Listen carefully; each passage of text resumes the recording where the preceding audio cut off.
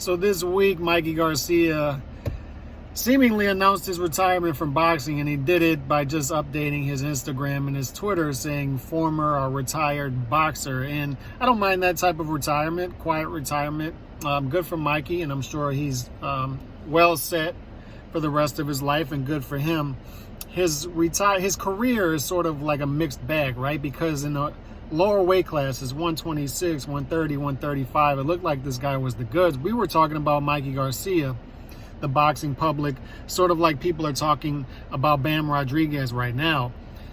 The issue was, it looked like, and Mikey had some good wins in his career, Salido, Wanma, Broner, Easter Jr., throughout multiple different weight classes, but he never had that great career-defining win.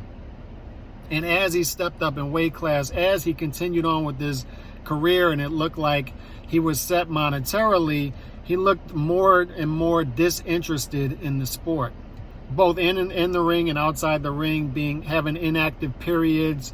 I think there was a period there in 2013-14 where he was actually suing his manager or his promoter.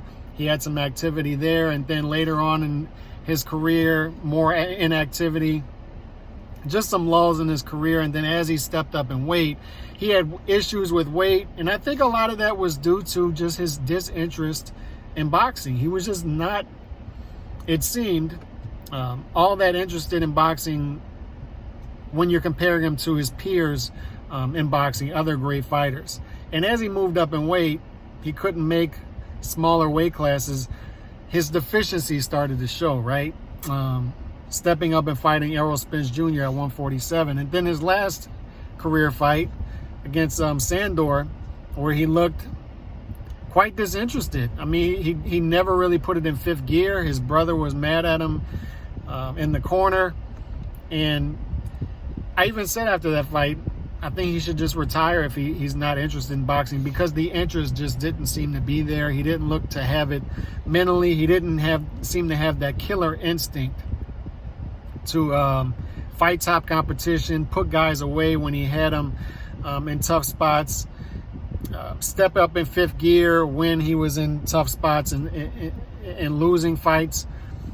On top of all of that, like I say, he just never had that great career-defining win. And part of that is, in weight classes, he seemed to avoid some of the top guys. That was definitely the case at 140, where he fought Broner, but there are other guys, right, like a Regis Prograis, where he just sort of stayed away from those guys. He fought Errol Spence Jr. at 147, but that was pretty much it. So, really an underwhelming career for a super talented fighter, because he was talented, he was technically sound, it all seemed to be there. It just, he underperformed in his career. That's just my perspective on his career and his retirement, but hopefully he's set for life. And I saw some people talking yesterday, a discussion about, is he a Hall of Famer? No. Like, I think there are so many more other guys that deserve Hall of Famer before you even start to discuss a Mikey Garcia. I think it was just too sort of average of a career for a super talented fighter to talk about a Hall of Fame. On that note, God bless.